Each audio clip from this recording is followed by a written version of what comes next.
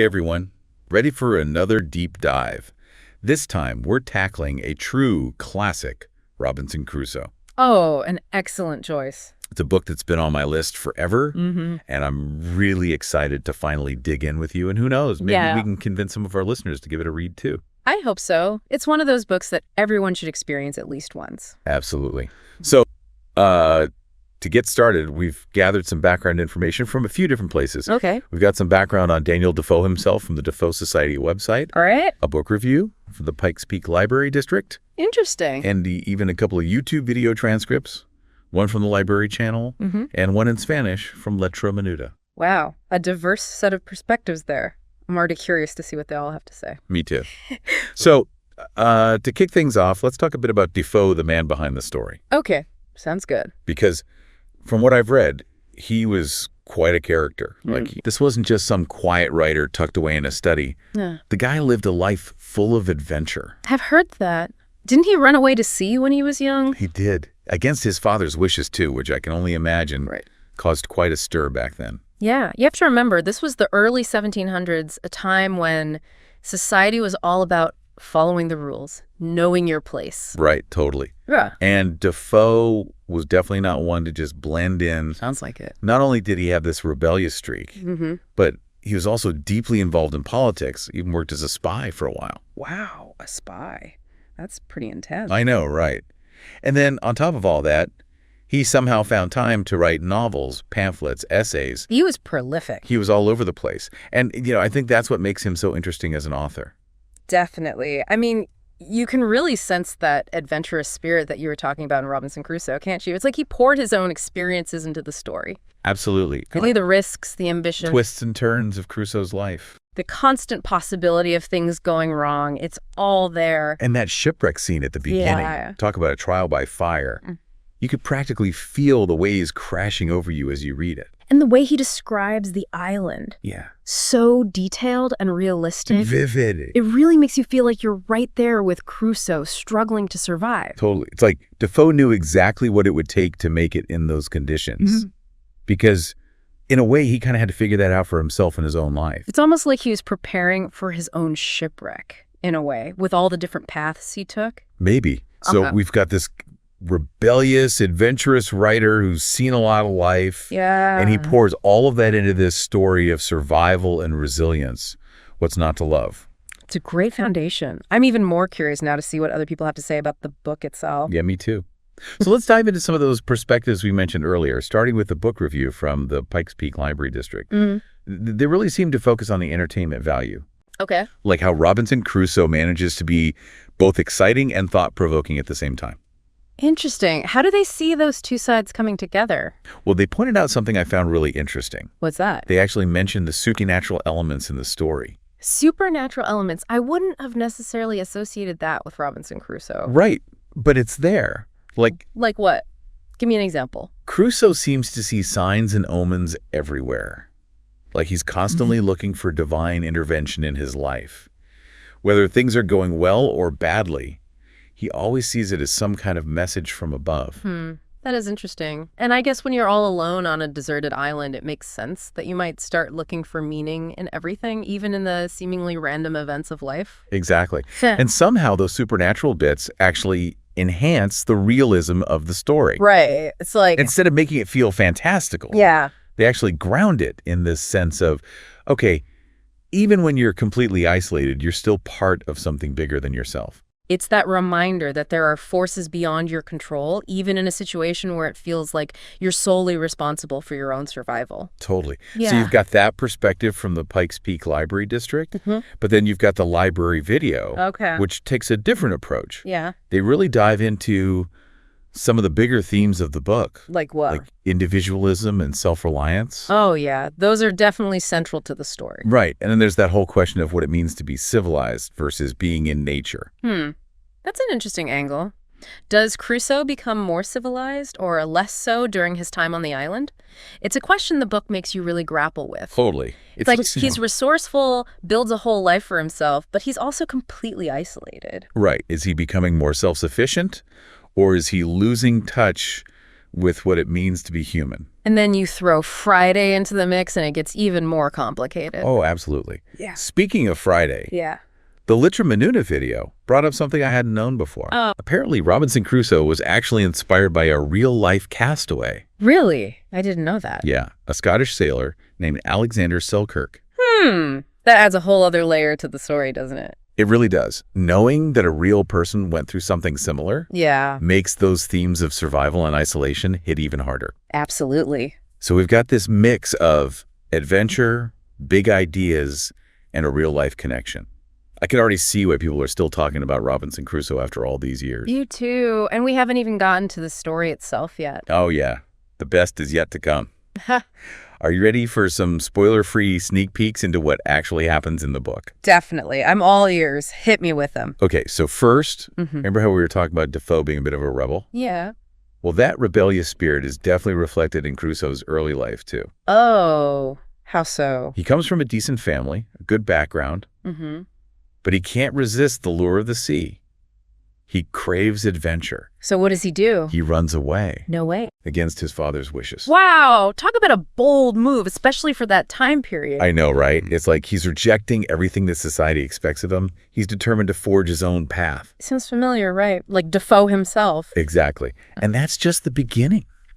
Things get even more intense when Crusoe, Yeah. well, What happens? let's just say he gets a little more adventure than he bargained for. Uh-oh.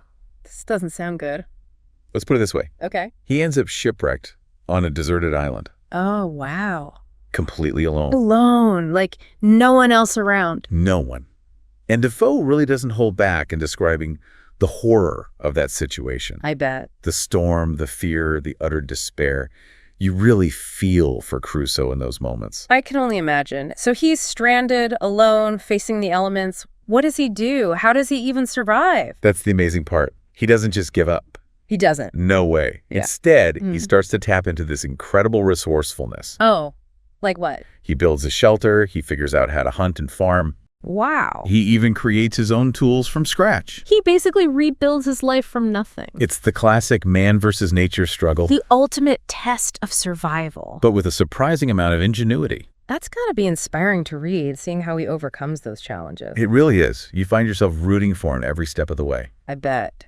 So we've got the rebellious escape from society, the terrifying shipwreck. The incredible resilience. Yeah. What else? Well, after years of solitude, Crusoe encounters another human being, Really? I was wondering if he'd ever see another soul. Who is it? a native inhabitant whom he calls Friday. Friday. Okay. How does that change things for Crusoe? It changes everything. Suddenly he has companionship, someone to talk to, someone to help him. Wow. So he goes from utter isolation to Yeah. having this new relationship. It's a huge turning point. I bet. And their interactions raise a lot of interesting questions about power dynamics, cultural differences. Oh, yeah. I was just thinking about that. Right. Who has the upper hand in that situation? Is it a true friendship or is it more complicated than that? It's something we'll definitely have to unpack later. But first, you Yeah. said you had 5 points. Oh, right. Yes. I'm saving the best for last. Okay. Lay it on me. What's the final twist? Just when you think Crusoe and Friday have found some sort of peace, danger arrives. Danger. Like what? Cannibals. No way. Yeah, they come to the island and it raises the stakes dramatically. Suddenly, it's not just about survival anymore. It's about protecting yourself and Friday from a very real threat. Oh, wow. So Crusoe has to become a warrior. In a way, yes. He's forced to confront his fears and fight for his life. I mean, it's not exactly what I pictured when I thought of Robinson Crusoe, but I'm definitely intrigued now. Good. That's exactly what I was hoping for. So we've got rebellion, shipwreck, resilience, companionship, and cannibals. Yep, all packed into one incredible story. And that's just a taste of what awaits you in Robinson Crusoe. It's so much more than just a simple adventure story. There are layers here. Absolutely. And I think we've only just scratched the surface. It really is amazing how relevant this book still feels, even after all these years. Right. Like we were just talking about those cannibals, and got me thinking about how Robinson Crusoe really pushed the boundaries of what a novel could be back then. Oh, absolutely. I mean, this was the early 18th century. Right. novels were still a pretty new form of literature. Yeah. And most of them focused on these larger-than-life characters or fantastical stories. Yeah, you didn't really see a lot of stories about ordinary people facing real-life challenges. Exactly. And that's one of the things that makes Robinson Crusoe so groundbreaking. It's one of the first English novels to really embrace realism. It's like Defoe was saying, hey, real life can be just as exciting and compelling as any made-up story. And he made it feel real by grounding it in these everyday details, Like, he talks about Crusoe's struggles with hunger and thirst. Right. And the way he describes building his shelter and making tools. It's so meticulous, so practical. You can almost feel Defoe's own experience in those passages.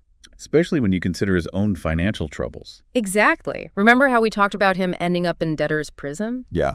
Well, in Robinson Crusoe, you see this constant awareness of scarcity, this need to make do with limited resources. Right, like when Crusoe is salvaging everything he can from the shipwreck and carefully listing every single item. He's accounting for every nail, every piece of rope. It's almost like he's trying to impose order on this chaotic situation.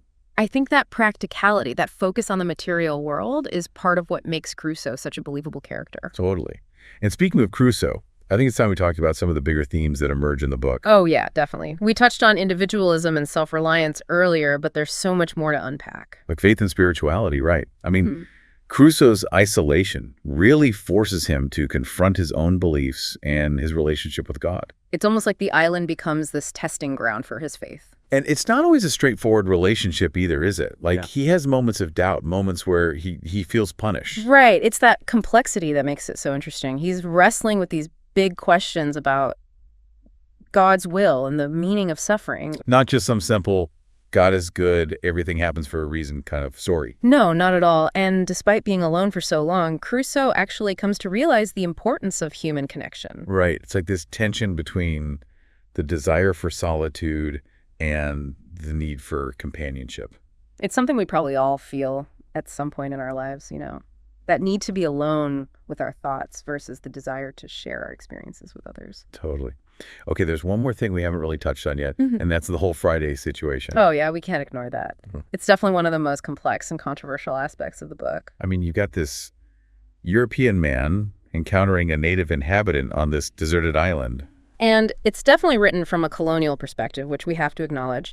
But I think it's interesting to look at how Defoe, within that context, tries to portray a genuine bond between Crusoe and Friday. It's not an equal relationship by any means, but there is a sense of learning and exchange. Right. Like when Crusoe's teaching Friday English, but he's also learning from Friday's knowledge of the island. Exactly. And remember how Crusoe initially fears Friday, associating him with the cannibals? But over time, he starts to recognize Friday's intelligence and humanity. Right. It's a gradual shift in A perspective. small step, but for that era, maybe it was a significant one. So it's about recognizing both the limitations of the story, given its historical context, and those moments where it maybe pushes boundaries a little bit. Exactly. And those moments are part of what makes Robinson Crusoe such a rich text to analyze even today.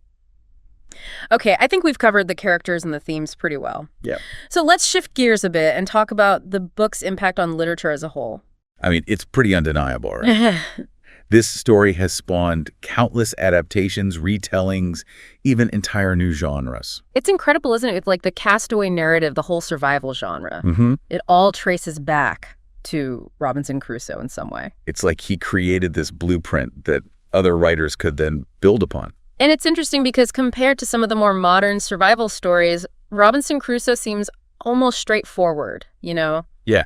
Less psychological, less focused on deep inner turmoil. It's more about the practical challenges of survival. Right. It's about what Crusoe does, not necessarily what he's feeling. Exactly. But I wonder if that simplicity is actually what makes it so enduring. It provides this clear framework that the man versus nature, the struggle for survival, the isolation, and then later writers could take that framework and add their own layers of complexity. So in a way, it's both a product of its time and a story that transcends its time. Precisely. And that's what makes it such a fascinating work to explore. It's a window into the past, a reflection on our own present-day fascination with survival stories, and maybe even a source of inspiration for future writers. Welcome back. It's been quite a journey exploring the world of Robinson Crusoe. It has. We've covered a lot of ground. from Defoe's own life to the different interpretations of the story to its lasting impact. Yeah, and I gotta say, I'm even more intrigued now than I was before we started. Me too. It's one of those books that really stays with you. So as we wrap things up, what should our listeners be thinking about as they maybe consider picking up a copy of Robinson Crusoe? That's a great question. You know, one thing that always strikes me is how open-ended the book is. Like, Defoe doesn't give you all the answers. Right. It's not one of those stories where everything is neatly tied up at the end. Exactly. There's a lot of room for interpretation, especially when it comes to Crusoe's motivations. Like, why does he leave the island after all those years? Right. That's a big one. He's built a life for himself. He's got Friday. He's achieved this incredible level of self-sufficiency. And he's got goats. He's got goats, exactly. So why leave? What's driving him? Yeah, is it just a longing for what's familiar? A desire to reconnect with the world he left behind? Maybe. Or maybe it's something deeper, a lingering sense of guilt, maybe. Oh, interesting. Like, he needs to make amends for that rebellious life he led. Possibly. Or maybe it's even simpler than that. Maybe it's just that human instinct to explore, to see what's beyond the horizon, even when you've found a measure of contentment where you are. Like that restless spirit we talked about earlier. That drive that Defoe himself seemed to have. Exactly. And I think that's the beauty of it. There's no single definitive answer. It's up to each reader to decide what drives Crusoe's final decision. Right. It's about that personal connection with the story. And that engagement with the text is what makes a classic like Robinson Crusoe so rewarding. It really makes you think, doesn't it? Like maybe Defoe intentionally left those ambiguities in there as a challenge to the reader. It's possible. Or maybe it's just a reflection of the complexities of human nature. We're rarely driven by just one clear motive. Right. Our choices are usually a mix of emotions, desires, fears, all tangled up together. Exactly. And I think that's a valuable lesson to take away from any work of literature. But especially one as nuanced as Robinson Crusoe. So as our listeners embark on their own journey with this book, what's the one question they should keep in mind? I would say ask yourself, what would I prioritize in Crusoe's situation? Would it be survival, rescue, something else entirely? Wow, yeah, that's a good one. What compromises would you be willing to make? What values would you hold on to even when faced with isolation and uncertainty? That's deep. I have a feeling the answers might reveal a lot about ourselves. They might. And who knows, maybe in exploring Crusoe's island, we'll discover something new about our own inner landscapes. Well said. So we hope this deep dive has sparked your curiosity and maybe even inspired you to pick up a copy of Robinson Crusoe. It's a story that continues to resonate across centuries, offering insights into resilience, adaptation, and that constant search for meaning in a world that often feels unpredictable. Well, on that note, we'll wrap things up here. Thanks for joining us on this deep dive into Robinson Crusoe. It's been a pleasure. And until next time, happy reading.